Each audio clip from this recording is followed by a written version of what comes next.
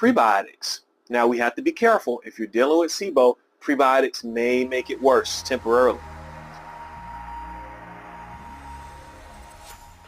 Hello again, friends. Dr. Cooper here at In Harmony Functional Medicine, the home of the Harmony Way, where we are cultivating a climate for wellness, because we know that wellness is not something you simply find, but it's something that you have to create.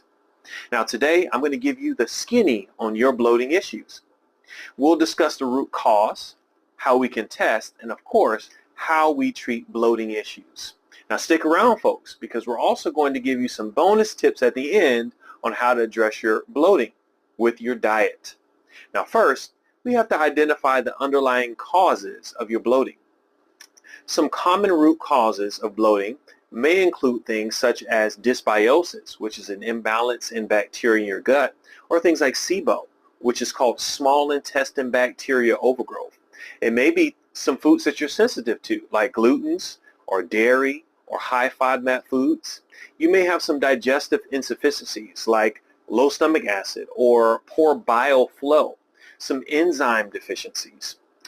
You may also be dealing with constipation or slowed motility like gastroparesis. There are some other things like parasites or fungus infections that can also increase your bloating. Your vagal tone is very important as well. Having a proper stress response will dictate your bloating as well. Additionally, we also have to make sure that you're not dealing with hormonal imbalances such as estrogen dominance or PMS. Next, we need to know what's actually going on. We need to know what we're working with. There are a variety of tests that we can do to explore these causes. Some of the recommended labs may be things like a stool test to assess your microbiome balances or pathogens or some of the parasites we were talking about. Maybe even a hydrogen or a methane SIBO breath test to test for SIBO. We may also want to test for food sensitivities with food logs or maybe even IgG blood spot tests.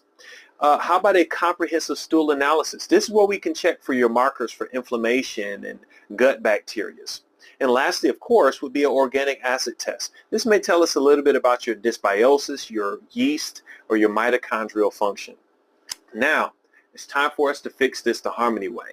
We need to remove and eliminate all sugars, glutens, dairies, alcohol, and processed foods. We may want to consider doing some antimicrobials like berberine, oregano oil, garlic, okay? And now it's time for us to replace our stomach acid. We also want to replace things like our digestive enzymes and maybe better use around your meal times. We also want to support your gallbladder with bile support like ox bile or bitters for fat digestion.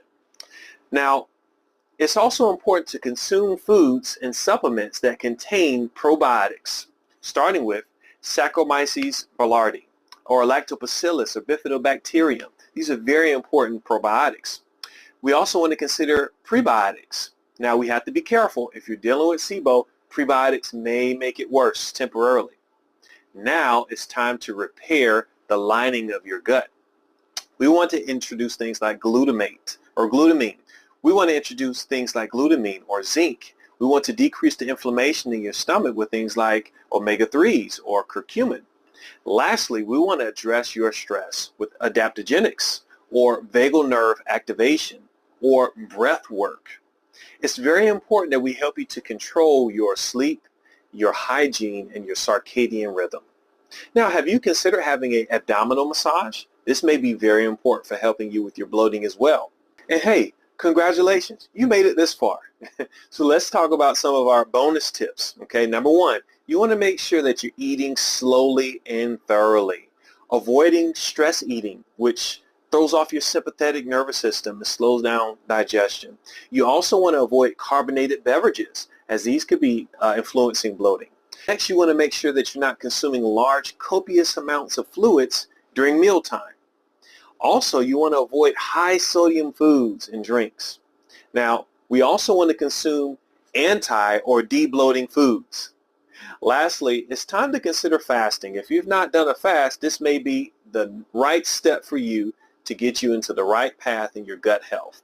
Now, if none of these are helping you, it may be time for us to rule out some other very important conditions. Conditions like celiac disease, conditions like bowel obstruction, or ovarian issues, and severe IBS and IBD. Now, if this is informative, do not forget to go ahead and like, subscribe, hit that bell, and share this with somebody else that you think might need it. And also in the comments, why don't you let us know what is working for you and what has helped you so far with your bloating. Once again, ask us how we can help.